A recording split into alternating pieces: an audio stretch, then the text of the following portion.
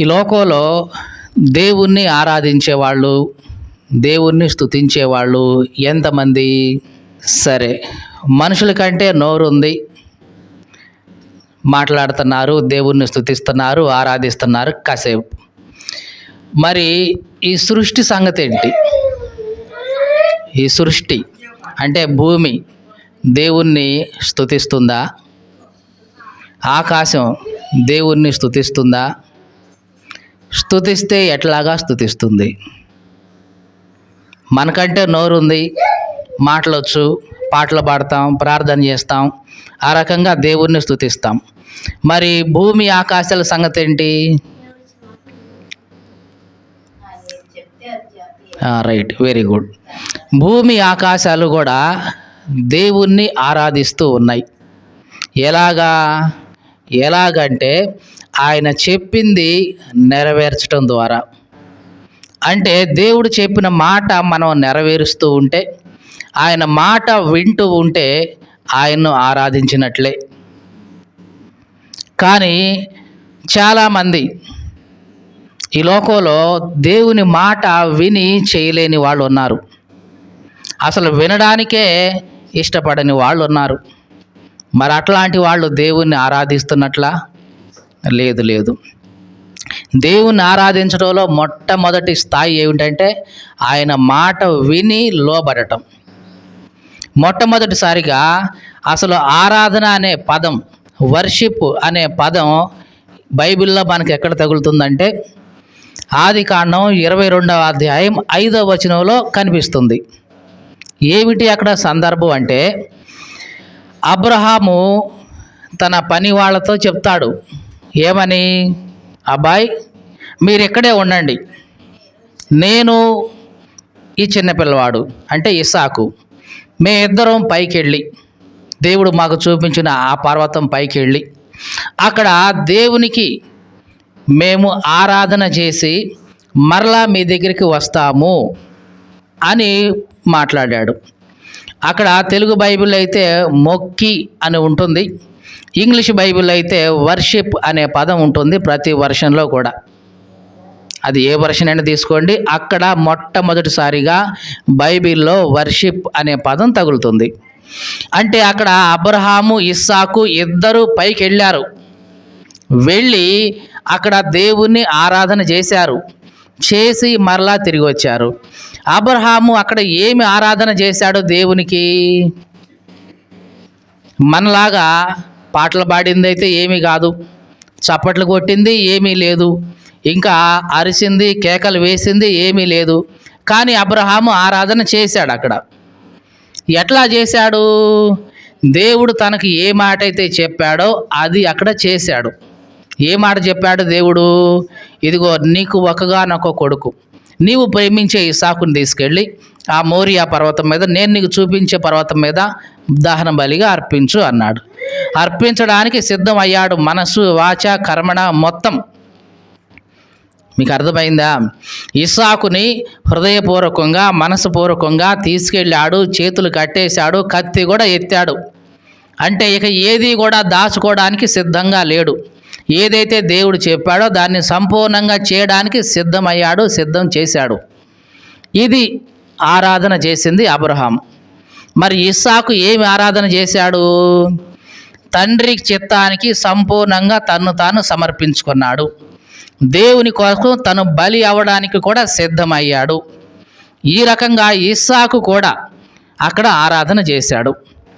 ఈ రకంగా అబ్రహాము, ఇస్సాకు ఇద్దరు కూడా అక్కడ ఆరాధన చేసి మరలా కిందికి వచ్చేశారు. దేవునికి స్తోత్రం కలుగునుగాక.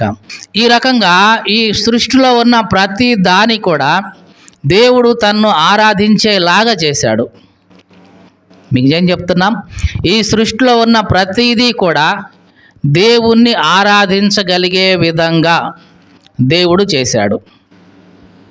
చాలాసార్లు మనం పాటలే ఆరాధన అనుకుంటుండం, లేకుంటే ఇంకా ఏదో ప్రార్థన చేస్తేనే ఆరాధన అని అనుకుంటాం. మరి నోరు లేని మూగవాళ్ళు ఉన్నారు, అంటే వాళ్ళు దేవునికి ఆరాధన చేయరా? చేస్తారు. ఏ విధంగా? వాళ్ళ హృదయం దేవుణ్ణి స్తుతిస్తూ ఉంటుంది, వాళ్ళ మనసు దేవుణ్ణి స్తుతిస్తూ ఉంటుంది. ఈ సృష్టిలో ఉన్న ప్రతిదీ కూడా దేవుణ్ణి ఆరాధిస్తుంది. దేవునికి స్తోత్రం కలుగునుగాక. హల్లెలూయా. అందుకనే చూద్దాం ఒకసారి కీర్తన గ్రంథంలో 148వ కీర్తన మొదటి నుంచి చదువుతున్నాం. కీర్తనల గ్రంథం 148వ కీర్తన నుంచి ప్రారంభిస్తున్నాం. జాగ్రత్తగా చూడండి. యెహోవాను స్తుతించండి, ఆకాశవాసులారా యెహోవాను స్తుతించండి. చూడండి, కీర్తనాకారుడు ఏమంటున్నాడు? ఈ కీర్తన ఎవరు రాశారో కూడా తెలియదు. అన్నౌన్ సామ్ అని పిలుస్తాం. అంటే ఈ కీర్తన రాసిన వ్యక్తి ఎవరో కూడా స్పష్టంగా తెలియదు. చాలా వరకు కీర్తనలు దావీదు రాశాడు, తర్వాత సొలొమోన్ రాశాడు, మోషే రాశాడు, కానీ కోరవ కుమారులు రాశారు. కానీ కొన్ని కీర్తనలు ఎవరు రాశారో తెలియదు, అయినా సరే వాటిని చేర్చారు. ఇది ఒక తెలియని కీర్తన, అన్నౌన్ సామ్, అనామక కీర్తన అంటాం. అంటే పేరు ఎవరో తెలియదు, కానీ ఈ వ్యక్తి దేవుని గురించి, దేవుణ్ణి స్తుతించే విధానం గురించి, దేవుణ్ణి ఆరాధించే విధానం గురించి ఎంత బాగా రాశారో చూడండి. మొదటి వచనంలో యెహోవాను స్తుతించండి, ఆకాశవాసులారా యెహోవాను స్తుతించండి. అంటే ఆకాశంలో నివసించే వాళ్ళారా దేవుణ్ణి స్తుతించండి అని అంటున్నారు. ఆకాశంలో ఎవరు నివసిస్తారు? ఆకాశంలో పక్షులు గూళ్ళు కట్టుకుని ఏలాడతాయి. అసలు గూడే లేకుండా నివసించే వాళ్ళు ఎవరు ఆకాశంలో? దేవదూతలు పరలోకంలో ఉంటారు. సూర్యుడు, చంద్రుడు, నక్షత్రాలు, గ్రహాలు ఇవన్నీ కూడా ఆకాశంలో పైన ఉంటాయి. వీటికి ఏ గూడు ఉండదు, ఏముండదు. అయినా సరే ఆకాశంలో అవి నివసిస్తూనే ఉంటాయి. ఇప్పుడు ఈ భక్తుడు ఏమంటున్నాడంటే, ఆకాశ నివాసులారా, ఆకాశంలో నివసించే వాళ్ళారా దేవుణ్ణి స్తుతించండి.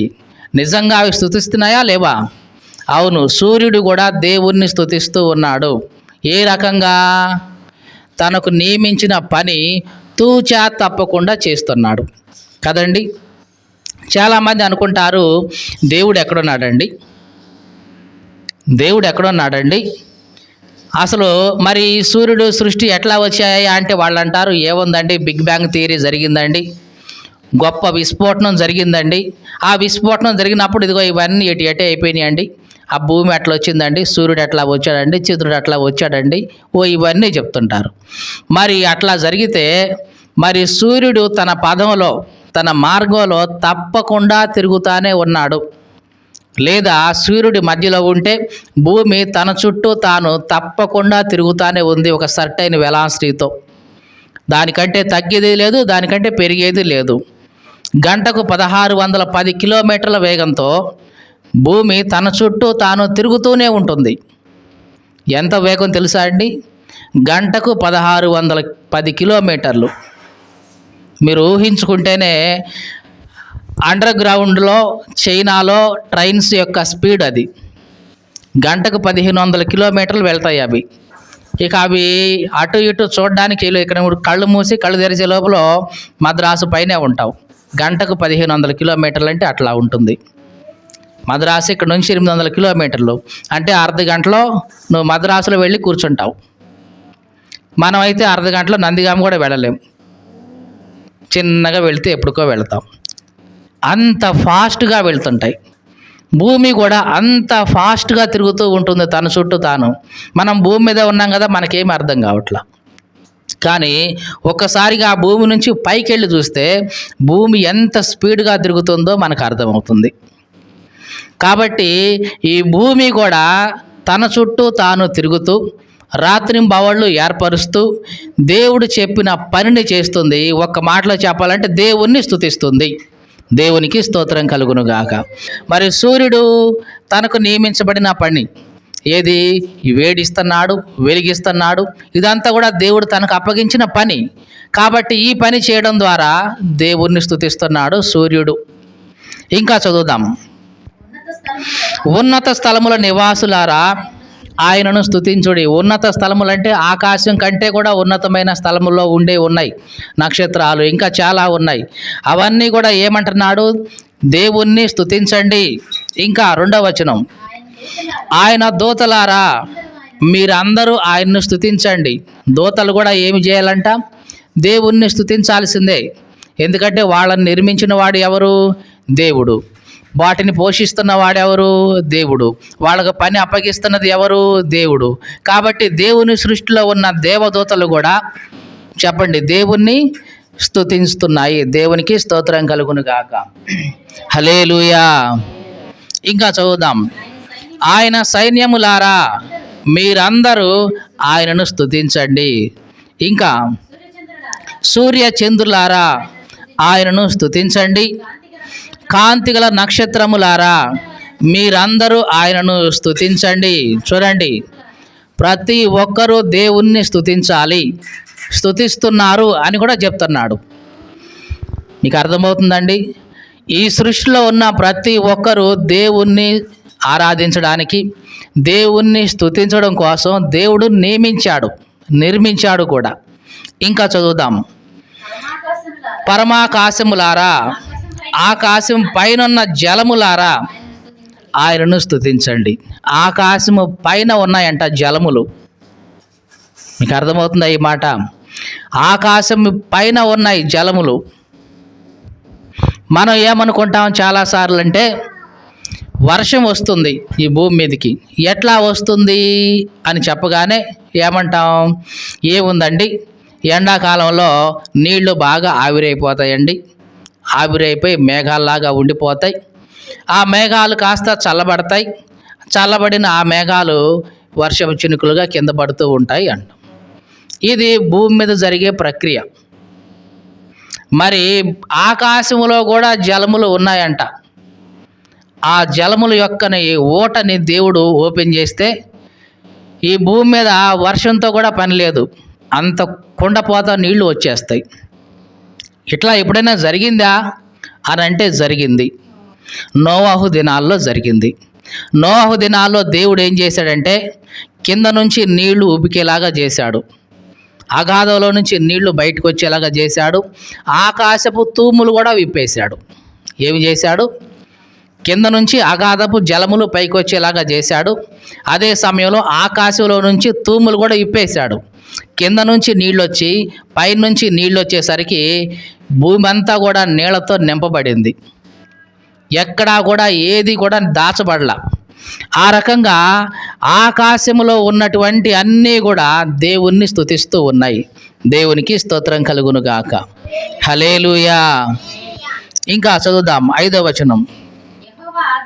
యెహోవా ఆజ్ఞ ఇయ్యగా అవి పుట్టాయి. జాగ్రత్తగా చూడండి, దేవుడు ఆజ్ఞ ఇస్తేనే పుట్టాయి.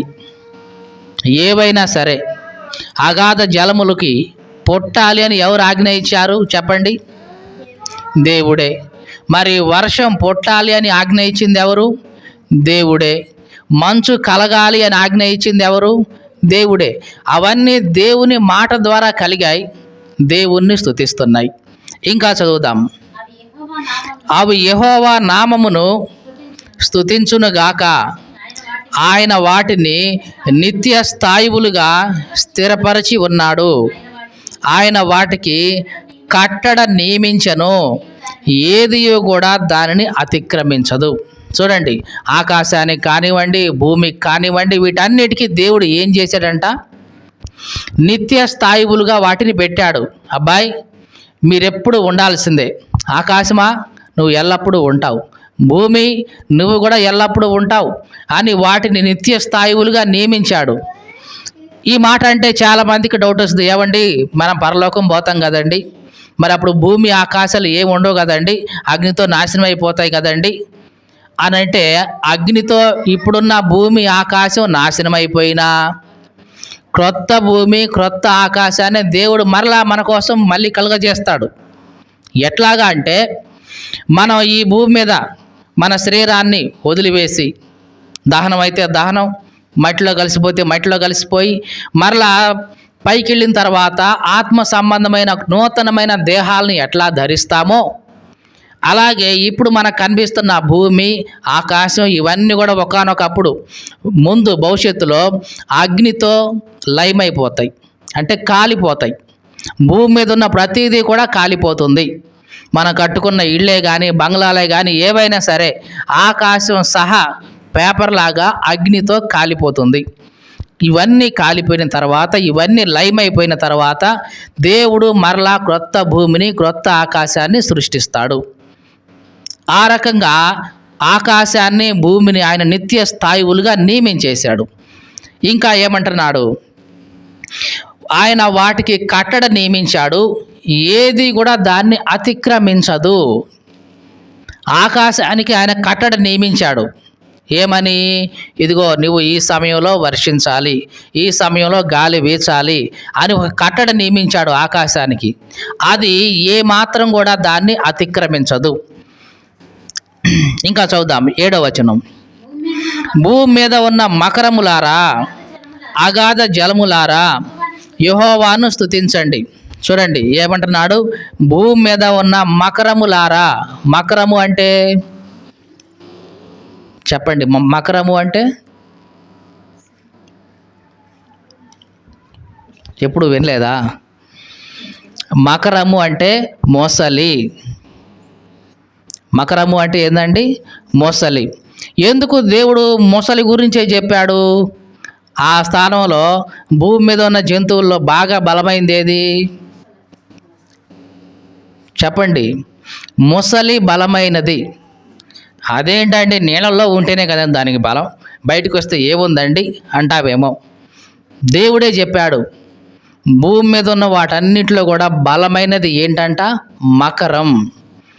ఎవరైనా సరే సింహాన్ని సాధు చేసుకొని పెంచుకున్న వాళ్ళు ఉన్నారు, పులిని సాధు చేసుకొని పెంచుకున్న వాళ్ళు ఉన్నారు, ఏనుగును కూడా సాధు చేసుకొని పెంచుకున్న వాళ్ళు ఉన్నారు. మొసల్ని ఎవరైనా సాధు చేసుకొని పెంచుకున్న వాళ్ళు ఉన్నారా లోకంలో? ఎవరు లేరు, ఉండరు. ఎవరైనా దాన్ని చూస్తే అమ్మో దీన్ని సాధు పరుచుకోవాలి, ఇంట్లో కట్టేసుకుందాం అన్న ఆలోచన కూడా రాదు వాళ్ళకి. దేవుడే చెప్పాడు ఇవన్నీ. చూద్దాం ఒకసారి ఆ మొసలి గురించి దేవుడు ఏమన్నాడో. 41వ అధ్యాయం ప్రారంభం నుంచి దేవుడు అంటున్నాడు, నీవు మకరమును అంటే మొసల్ని గాలంతో బయటికి లాగగలవా? చూడండి, అది నీళ్ళలో ఉంటుంది సరే, చేపను కనుక గాలం వేసి లాగినట్లుగా నీవు గాలం వేసి మొసల్ని బయటికి లాగుతావా? అసలు నీ వల్ల అవుతుందా? ఇంకా ఏమంటున్నాడు, దాని నాలుకకు తాడు వేసి లాగగలవా? చెప్పండి. చేపకైతే కనుక గాలం వేసి బయటికి లాగేస్తాం, బలెగబడింది చేప అనుకుంటాం. మరి మొసలికి గాలం వేసి తన నాలుకకు తాడేసి లాగుతావా? నువ్వు లాగలేవు. ఇంకా నీవు దాన్ని ముక్కుగుండా సూత్రం వేయగలవా? దాని దవడకు గాలం ఎక్కించగలవా? అది నీతో విన్నపాలు చేస్తుందా? మృదువైన మాటలు నీతో పలుకుతుందా? అయ్యా మీకు నమస్కారం అని చెప్తుందా? అది నీతో మంచిగా మాట్లాడిద్ది అది నీతో అసలు? ఇంకా నీవు శాశ్వతంగా దాన్ని దాసునిగా చేసుకున్నట్లు అది నీతో నిబంధన చేస్తుందా? అయ్యా ఇదిగో నేను ఎప్పుడు నీకు దాసుగా ఉంటా అని మొసలి నీతో ఎప్పుడైనా నిబంధన చేస్తుందా అసలు? కానీ నాతో చేస్తుంది. ఇది దేవుడు చెప్తున్న మాట. నేను చేస్తా, నీవు దాని ముక్కు గాలం వేసి లాగలేవు, కానీ నేను లాగుతా. నువ్వు దాన్ని దాసుడుగా చేసుకోలేవు, కానీ నేను చేసుకుంటా. అది నీతో మంచిగా మాట్లాడలేదు, కానీ నాతో మాట్లాడుతుంది. నీతో నిబంధన చేయదు అది, కానీ నాతో నిబంధన చేసిద్ది. అయ్యా నేను నీ దాసురాలని అని చెప్తుంది నాతో. ఇంకా చూద్దాం. నీవు ఒక పెట్టెతో ఆటలాడినట్లు దానితో ఆటలాడతావా? చూడండి, ఒక చిన్న పెట్టె తీసుకొచ్చి మనం భలేగా దాన్ని నొక్కి కిసికి కిసికి అనుకుంటా ఆడుకున్నట్లుగా నీవు దాంతో ఆటలాడతావు, ఒక పెట్టెతో ఆటలాడినట్లుగా ఆటలాడలేవు. ఇంకా నీ కన్యకలు ఆడుకోవడం కోసం దాన్ని కట్టేస్తావా? చూడండి, కుక్కల్ని పిల్లుల్ని మనం కట్టేసుకుంటా పిల్లలు ఆడుకోవాలని. అట్లాగే నీ పిల్లలు ఆడుకోవాలని చెప్పేసి తీసుకొచ్చి మొసల్ని కట్టేస్తావా? కట్టేయలేవు. ఎందుకు? నీకు భయం.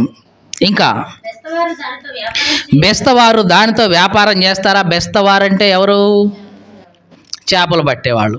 చేపలు పట్టేవాళ్ళు దాంతో ఎప్పుడైనా వ్యాపారం చేస్తారా?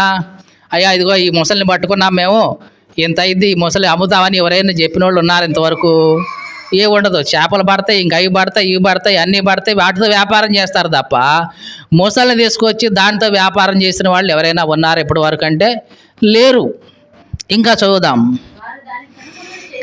వారు దాన్ని తునకలు చేసి, వర్తకులతో వ్యాపారం చేస్తారా? చేపలనైతే తునకలు చేసి వ్యాపారం చేస్తారు, కానీ మొసల్ని తునకలు చేసి వ్యాపారం చేసిన వాళ్ళు ఉన్నారా ఇంతవరకు? లేరు. ఇంకా దాని ఒంటి నిండా ఇనప సోలములు గుచ్చగలవా? అంటే ఇట్లాగా పొడిచి దాన్ని గుచ్చగలవా? గుచ్చలేవు. దాని తల నిండా చేప అలుగులు గుచ్చగలవా? గుచ్చలేవు. దాని మీద నీ చెయ్యి వేసి చూడు ఒకసారి, దానితో కలిగే పోరు నీవు జ్ఞాపకం చేసుకుంటే గనక అసలు ఇక జీవితంలో మళ్ళీ అట్లా చేయవు. ఇక ఏంటంట, ఒక్కసారి దాని మీద చెయ్యేసి చూడు, దాంతో కలిగే పోరు నీకు తెలిస్తే జీవితంలో మళ్ళీ నువ్వు అట్లా చేయలేవు. అది దాని కెపాసిటీ అంటున్నాడు దేవుడు. ఇంకా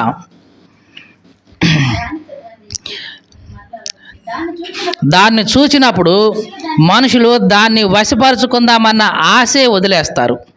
ఏం చేస్తారంట, ఆ మొసల్ని చూడగానే దీన్ని ఎట్లాగైనా సరే లోబరుచుకోవాలి, దీన్ని ఎట్లాగైనా సరే పట్టుకోవాలి, ఇంటికి తీసుకోవాలి, మా పిల్లలు ఆడుకునేలా కట్టేయాలి అని ఇట్లాంటి ఆలోచనలే వాళ్ళకి రావు. దాన్ని వశపరుచుకోవాలి అన్న ఆలోచనే వాళ్ళకి రాదు ఇక, ఎందుకంటే అంత బలమైంది అది.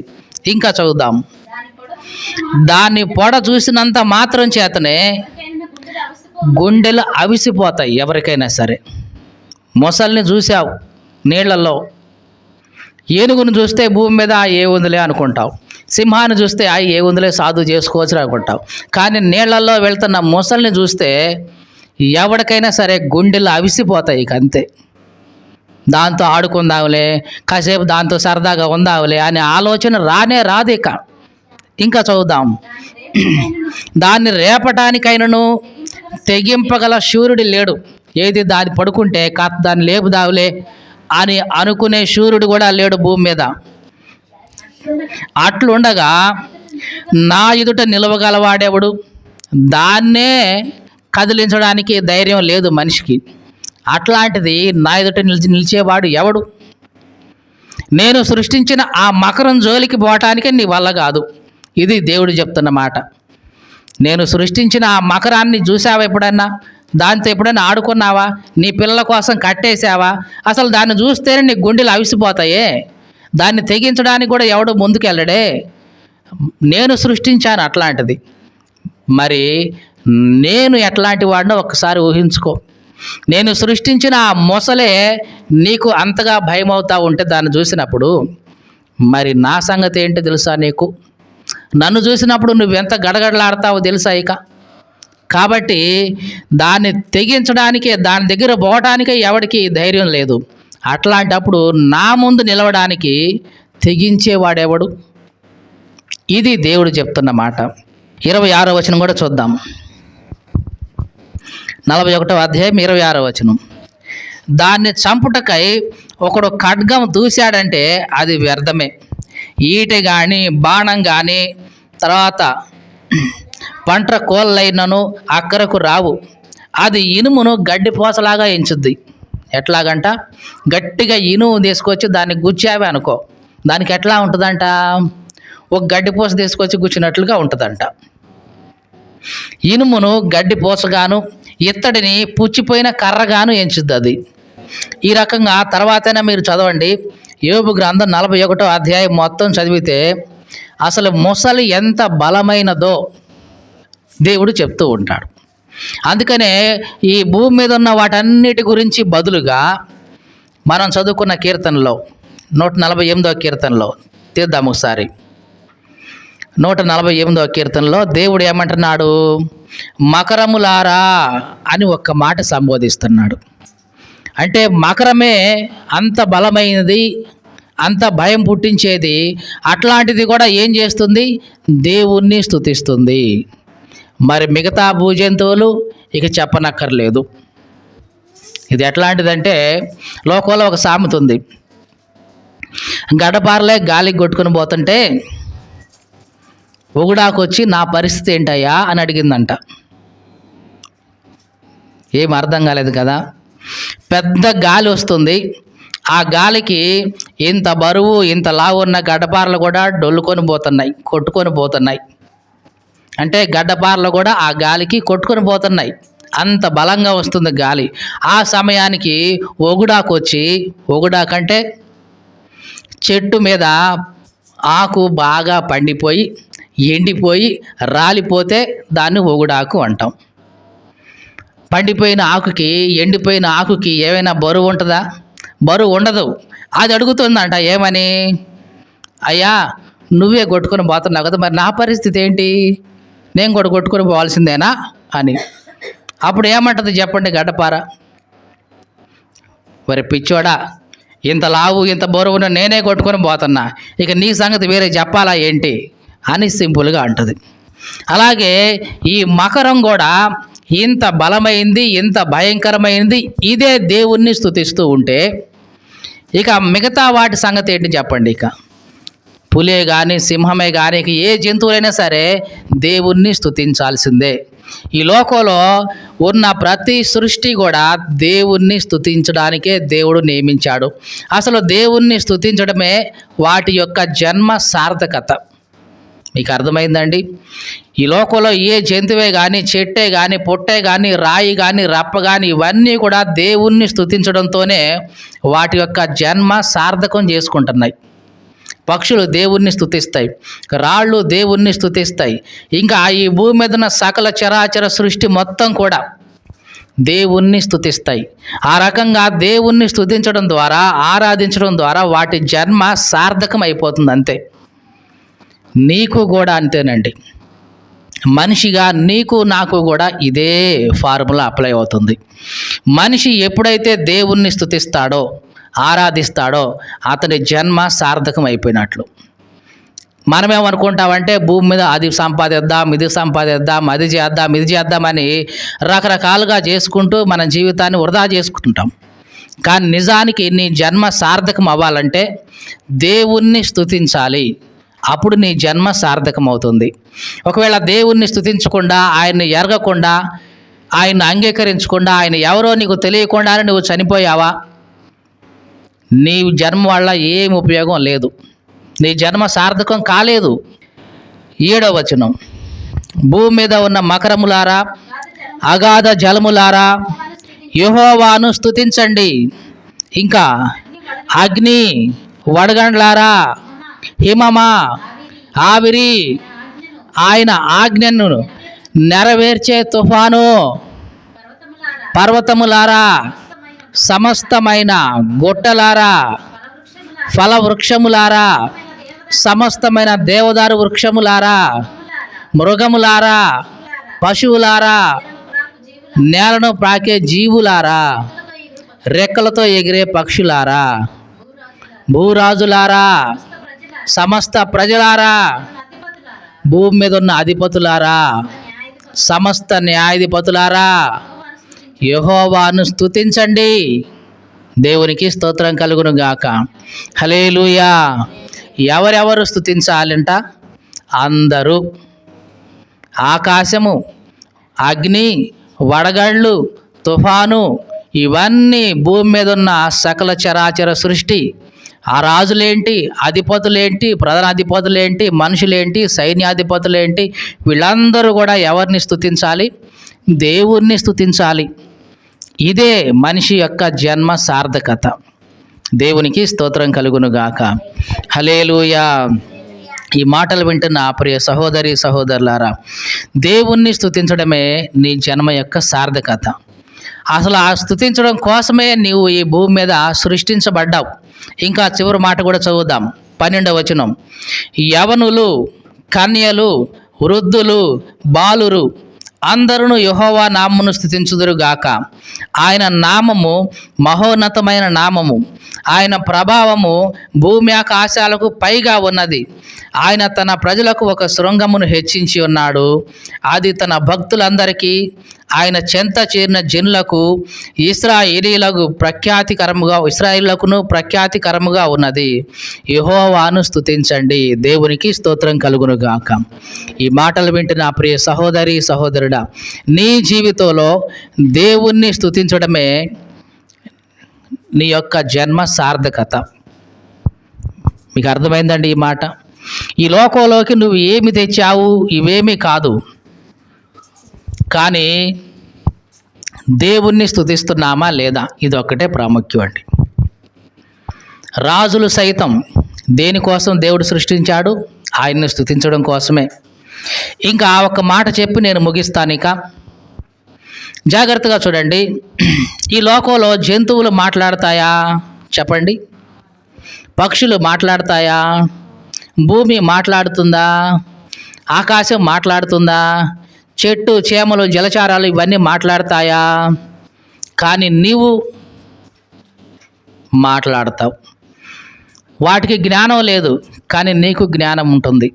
వాటికి ఆలోచన ఉండదు, కానీ నీకు ఆలోచన ఉంటుంది.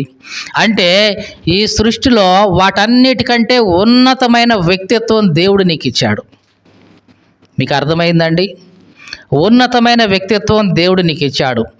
భూ జంతువులకు లేని తెలివి దేవుడు నీకు ఇచ్చాడు. ఆకాశ జంతువులకు లేని ఆలోచన దేవుడు నీకు ఇచ్చాడు. ఇంత దేవుడు నీకు ఇచ్చినప్పుడు నీ నుంచి దేవుడు ఎక్కువగా ఆశిస్తాడా లేదా? ఒక్కసారి ఆలోచించు.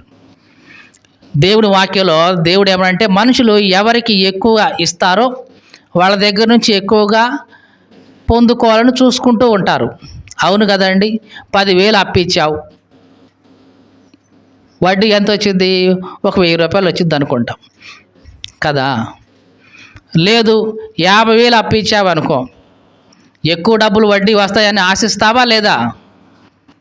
ఏమండి, ఆశిస్తామా లేదా? ఎందుకని? ఎక్కువ ఇచ్చాం కాబట్టి. అవునా కదా? ఎక్కువ ఇచ్చాం కాబట్టి ఎక్కువ రావాలని ఆశపడతాం. మరి తక్కువ ఇస్తే ఆ తక్కువేగా ఇచ్చిందే, ఆ వచ్చేది కొద్దిగలే అని సరిపెట్టుకుంటాం. దేవుడు కూడా మనకు ఎక్కువ ఇచ్చాడు. దేంతో పోల్చుకుంటే? జంతువులతో పోల్చుకుంటే ఎక్కువ ఇచ్చాడు. పశువులతో పోల్చుకుంటే ఎక్కువ ఇచ్చాడు. దేవుడు తీర్పు దినాన అంటే అదే అంటాడు, అబ్బాయి నేను నీకు మిగతా వాటన్నిటికంటే ఎక్కువ ఇచ్చా. నీకు ఏమి ఇచ్చావయ్యా? మాట్లాడే జ్ఞానం ఇచ్చా, ఆలోచించే ఆలోచన ఇచ్చా, మంచి వ్యక్తిత్వం ఇచ్చా, నా రూపం నీకు ఇచ్చా, నా పోలిక నీకు ఇచ్చా, నా స్వభావం నీకు ఇచ్చా. భూ జంతువులకి ఇలా అట్లాగా, ఆకాశ పక్షులకు ఇవ్వలా, భూమికి ఆకాశాలకు వీటికి ఇవ్వలా, నీకు ఇచ్చా ఎక్కువ. కాబట్టి నీ దగ్గర నుంచే నాకు ఎక్కువ రావాలి. మరి ఇచ్చావా? ఇస్తున్నావా దేవునికి? కనీసం తక్కువ ఇచ్చిన భూమి ఆకాశం ఇవన్నీ కూడా దేవుణ్ణి స్తుతిస్తున్నాయి ప్రతిరోజు ఆయన మాట విని. మరి వాటికంటే ఎక్కువ పొందుకున్న నీవు ఇంకెంతగా దేవుణ్ణి స్తుతించాలి? ఒక్కసారి ఆలోచించు. కాబట్టి మనం దేవుని దగ్గర నుంచి ఎక్కువ పొందుకున్నాం కాబట్టి దేవునికి మనం ఎక్కువ ఇవ్వాలి. ఎక్కువ ఇవ్వాలి అంటే దశమ భాగాలు అని డబ్బుల గురించి అనుకున్నారు. దేవునికి ఇచ్చే సమయం ఎక్కువ ఇవ్వాలి. దేవునికి ఇచ్చే స్తుతి ఎక్కువ ఇవ్వాలి. దేవునికి చెల్లించే స్తోత్రం ఎక్కువ చెల్లించాలి. దేవునికి ఇచ్చే ఆరాధన మనం ఎక్కువగా ఇవ్వాలి. వేటికంటే ఎక్కువగా ఇవ్వాలి? భూమి ఆకాశం మిగతా జలచరాలు మిగతా జంతువులన్నిటికంటే మిగతా జీవరాశులన్నిటికంటే మరి ఎక్కువగా దేవునికి నీవు స్తుతి ఇవ్వాలి, స్తోత్రం ఇవ్వాలి, ఆరాధన ఇవ్వాలి, పూజను ఇవ్వాలి, స్తుతియాగాన్ని చెల్లించాలి. అప్పుడు అది సరి అయిపోతుంది. లేకపోతే దేవుడు తప్పనిసరిగా లెక్క అడుగుతాడు. ఇదిగో మిగతా వాటన్నిటికంటే ఎక్కువ నీకు ఇచ్చా, జ్ఞానం ఇచ్చా, తెలివిచ్చా, ఆలోచన ఇచ్చా, సమస్తం ఇచ్చా, కానీ నువ్వు నన్ను ఎంత స్తుతించావు, ఎంత ఆరాధించావు? చెప్పు, లెక్క చెప్పు. నీకు ఇచ్చిన దానికి, నువ్వు ఇచ్చిన దానికి లెక్క చెప్పు అని దేవుడు అంటే అప్పుడు ఏం చేస్తాం మనం? అయ్యా సమయం అంతా వాటికే సరిపోయింది, సమయం అంతా వీటికే సరిపోయింది అని అంటే ఇంకా దేవుడేం దాన్ని చూడడు. ఇక తప్పనిసరిగా నువ్వు ఎక్కువ పొందుకున్నావు కాబట్టి ఎక్కువ ఇవ్వాల్సిందే, లేకపోతే నువ్వు శిక్షార్హుడివే అంటాడు. కాబట్టి దేవుని దగ్గర నుంచి మనం ఎక్కువ పొందుకున్నాం. ఈ లోకంలో ఉన్న మిగతా జీవరాశులన్నిటికంటే, చెట్టు చేమ రాయి రప్ప వీటన్నిటికంటే ఎక్కువ పొందుకున్నాం మనం. కాబట్టి దేవునికి మనం ఎక్కువ చెల్లించాలి. అంటే స్తుతి చెల్లించాలి, ఆరాధన చెల్లించాలి, ఆయన్ను గణపరచాలి, స్తుతించాలి. ఇదే దేవుడు మన నుంచి ఆశించేది. డబ్బు కాదు, వెండి బంగారాలు కాదు. ఇవన్నీ దేవునికి ఉన్నాయి, అవి ఏం అవసరం లేదు ఆయనకి. అవసరమైతే ఆయన నీకు ఇస్తాడు కావాలంటే. కాబట్టి నీ నుంచి ఆయన ఆశించేది ఏంటి? నీవు ఆయన్ని స్తుతించాలి, ఆరాధించాలి, గణపరచాలి. ఇదే దేవుడు నీ నుంచి ఆశిస్తుంది. కాబట్టి ఆ దేవుడు ఆశించినంత స్థాయిలో మనం ఇచ్చేవాళ్ళగా ఉన్నామా లేదా ఒక్కసారి మనల్ని మనం పరీక్షించుకుందాం.